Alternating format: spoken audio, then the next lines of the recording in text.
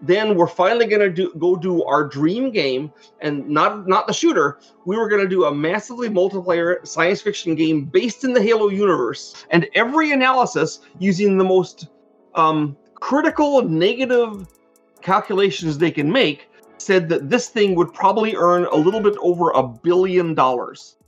Jesus. We're going to change your theme from being basically, I think it was like Martians or something. We're going to have it be Halo. It's going to be a Halo RTS, and that's Halo Wars. Yes. Okay.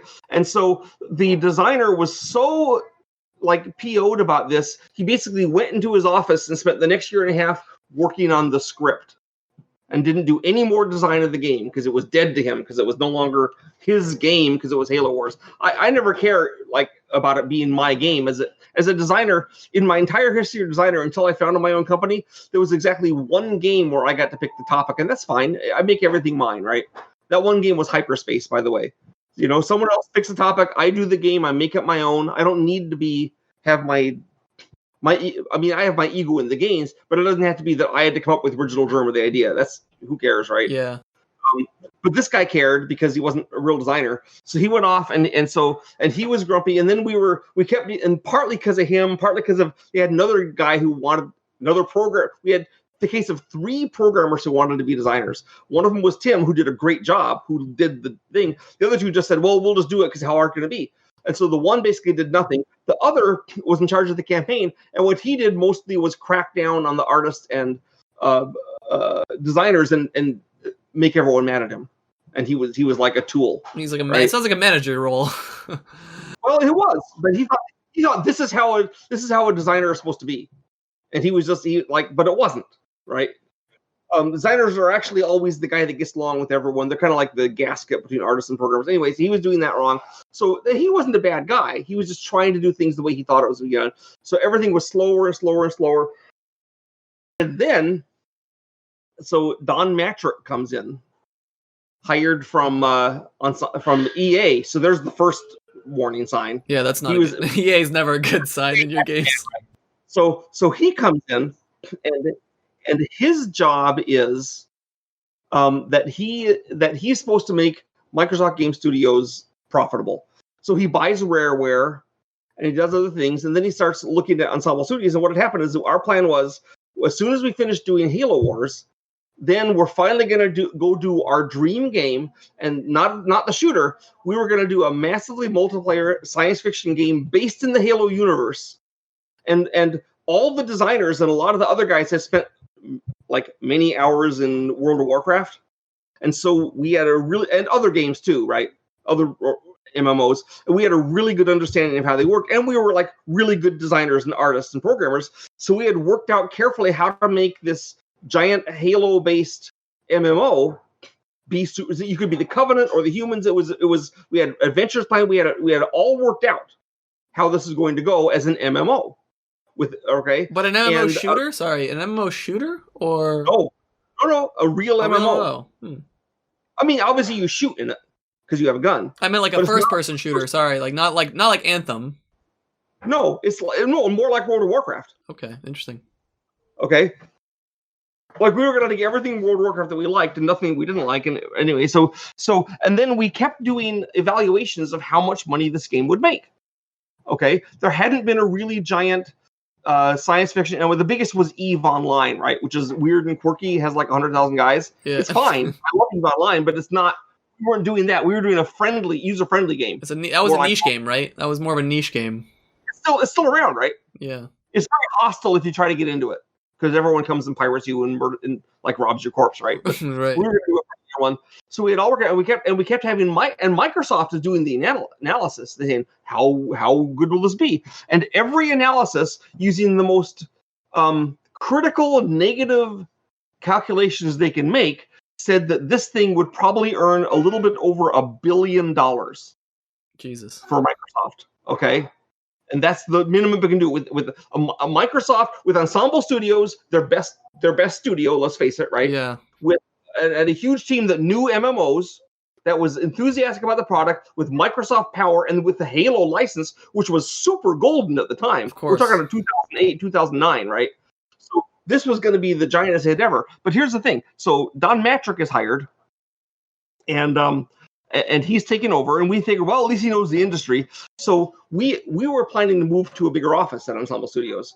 So we kept saying, when are you going to fund our move? When are you going to fund our move? When are you going to fund our move? And they never would fund the move. So so our bosses went up to Microsoft to say, why aren't you funding our move? And since Microsoft is so big and has different factions, they actually can't keep any secrets. So we found out that the reason they weren't funding the move is because their plan was, as soon as we finish Halo Wars, to lay us all off. Wow. And the reason for that was because Don Matrick's contract with his deal with Microsoft was he had to make Microsoft Game Studios profitable in 3 years, and then he gets $1 billion.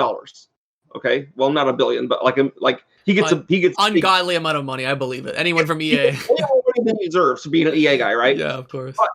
But Titan, we were trying to estimate properly how long it would take, and it was 3.5 years. But see, for Don, in 3 years, the world ends. Not quick enough. Not quick enough. So he calculated. Plus, he liked the guys at Rare because he'd hired them. So he said, and even though they weren't being profitable, I mean, what did they did? Viva Pinata, right? Yeah, that was awful. But no one bought it. So yeah, we're doing Halo Wars, which they know is going to be a big hit. So Don Matrick's plan was, here's what I'll do. I'll get Halo Wars out. I'll have the money, and also Ensemble Studios was a very expensive company, a very expensive studio to pay for. Right. We cost a lot of money. Okay. Now we made up for it by never selling less than $3 million of anything we did. 3 million copies, which is like 60 or 70 million. So we were worth it, right? But we did cost a lot to run. But so he said, I'll get Halo Wars, then I'll fire them all, and for the next 3.5 years, I won't have to pay for them, and I'll be able to make my Microsoft Game Studios profitable. Because he didn't care about the total sum of money he had at the end. Right. He only cared about at that given moment. So I don't think firing us was going to do Microsoft stockholders good value, but it helped Don Matrick. Okay. But anyway, so our bosses found out that we were all going to get fired. And then we said we're going to get fired. And then they realized they screwed the pooch at Microsoft. So they went to him and they took our bosses inside and says, I tell you what, if you don't tell your workers, then we'll let you guys stay on at Microsoft. Wow, that's shady. Every single one of our boss team resigned on the spot. They said, "Oh, we quit." That makes sense. Yeah, that makes sense. Yeah, well, but they weren't ready to deal with guys that actually had a sense of honor. They'd never heard about that. So then they panicked because now they're not going to get Halo Wars. They said, wait, don't quit yet. And basically, and then we spent the next few months. And our bosses didn't tell us, which maybe they should have done, but they figured if they told us, we'd have all quit, and then they wouldn't have had any deal. But they negotiated for 6 months with Microsoft to give us a super good severance package, which they did. And then we found out about it and said, oh, okay, so it's going to be the big severance package. And then most of us stayed on to work till the end for that package because it was really nice. And part of the package was funding Robot Entertainment. And one of the noble things, all the management guys went on to Robot Entertainment, which was like a third of the company. And they got this super good deal from Microsoft, which basically paid for the next 3 years of their company existing. Right? But the rest of us who didn't go to Robot, we got twice as much money in the severance as the guys that went to Robot because we didn't have a guaranteed job. And those were stand-up guys. I love those guys. So anyway, so they paid us a giant sum of money. Then they got Halo Wars, and then it didn't actually hurt the game industry because, some of them went on to form big, huge games. They've kickstarted a bunch of these random people, right? They did Boss Fight. Another group went to another group went and did Playful, like Words with Friends. Yeah, that's huge. And I went off and I taught at university, and then I found out right. So none of us were killed by the thing. We just went off and did other things. Some of us went to other companies, but all the talent at Ensemble Studios went out into the world and kind of spread the gospel of Ensemble Studios and did other projects. And Microsoft, they got Halo Wars. And Don Matrick didn't, in fact, get to have his giant bonus because he screwed up Xbox Live so badly on the launch that he was out. It's nice that has a happy ending too as well. It's nice when